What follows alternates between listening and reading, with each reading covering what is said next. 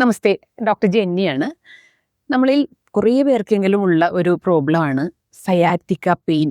അതായത് ലോവർ ബാക്കിലെ ഡിസ്കിൻ്റെ ഒക്കെ പ്രോബ്ലവുമായി ബന്ധപ്പെട്ട് ചെറിയ നെർവ്സിനൊക്കെ ലോവർ ബാക്കിൽ ഇങ്ങനെ കംപ്രഷൻ വരുമ്പോൾ ആ നെർവ് പോകുന്ന വഴി മുഴുവൻ കടച്ചിലും വേദനയും തരിപ്പും ഇങ്ങനെ വലിയുന്ന വേദനയൊക്കെ വരാം. അപ്പോൾ അതൊട്ടും സുഖകരമല്ല. ഇങ്ങനെ ഈ ഒരു സൈഡിലൂടെ ഇങ്ങനെ ഒരു പെയിൻ ഇങ്ങനെ പോകും.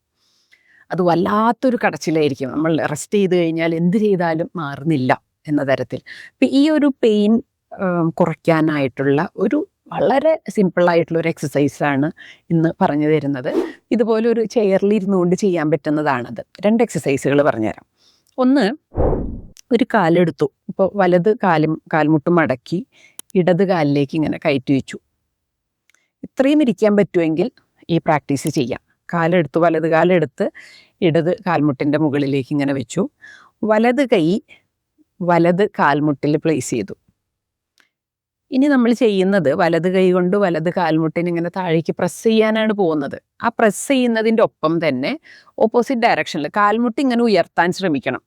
കാൽമുട്ട് ഉയർത്തുന്നു, അതേസമയം കൈ കൊണ്ട് ഞാൻ കാലിനെ താഴ്ത്തുന്നു. അപ്പോൾ 2 ഓപ്പോസിറ്റ് ഡയറക്ഷൻസിൽ നിന്നും പ്രഷർ വരികയാണ് ചെയ്യുന്നത്. ഇങ്ങനെ പ്രസ് ചെയ്ത് പിടിക്കുന്നു.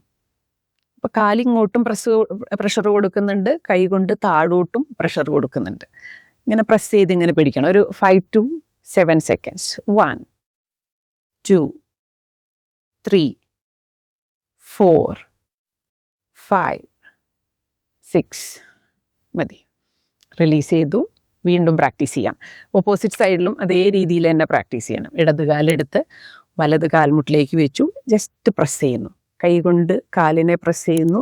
കാല് മുകളിലേക്കും പ്രഷർ കൊടുക്കുന്നു. കാലിങ്ങനെ മുകളിലേക്ക് ഉയർത്തിക്കൊണ്ടുവരാനാണ് ശ്രമിക്കുന്നത്. നല്ലവണ്ണം പ്രസ് ചെയ്യാം. പ്രസ്. അപ്പം മൊത്തം തുടയുടെ മസിലൊക്കെ നല്ലവണ്ണം ടൈറ്റായിട്ട് ഇങ്ങനെ കോൺട്രാക്ട് ചെയ്ത് നിൽക്കുന്നുണ്ടാവും. 3 4 5 അത്രയായാലും മതി.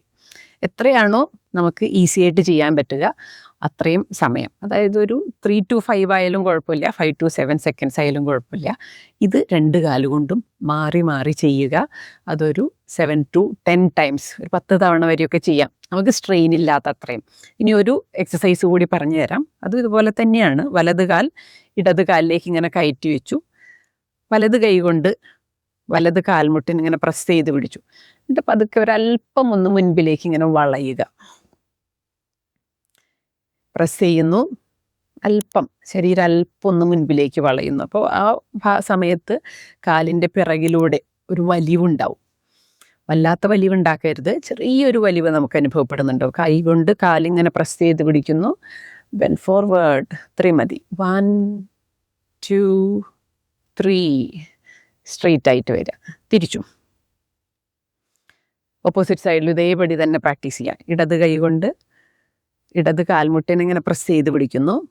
അല്പം മുമ്പിലേക്ക് വളയും. ആ മുമ്പിലേക്ക് വളയുന്ന സമയത്താണ് കാലിൻ്റെ അടിയിലൂടെ ചെറിയ വലിയുന്ന ഒരു വേദനയല്ല, ഒരു വലിവ് അത്രേ തന്നെയാണ് അനുഭവപ്പെടുന്നുണ്ടാവും. അപ്പോൾ കൈ കൊണ്ട് കാൽമുട്ട് പ്രസ് ചെയ്ത് പിടിക്കുന്നുണ്ടായിരിക്കണം എന്ന് മാത്രം. അത് ഒരു 3 to 5 seconds നിൽക്കാം, റിലീസ് ചെയ്യാം. 2 കാലുകൊണ്ടും മാറി മാറി ചെയ്യുക. വളരെ എഫക്റ്റീവായിട്ടുള്ള പ്രാക്ടീസാണ്. ഇതിലാദ്യം ചെയ്ത എക്സസൈസ് അത് ഒട്ടും തന്നെ വലിവോ വേദനയോ ഒന്നും ഇല്ലാതെ തന്നെ നമുക്ക് പ്രാക്ടീസ് ചെയ്യാനായിട്ട് പറ്റും.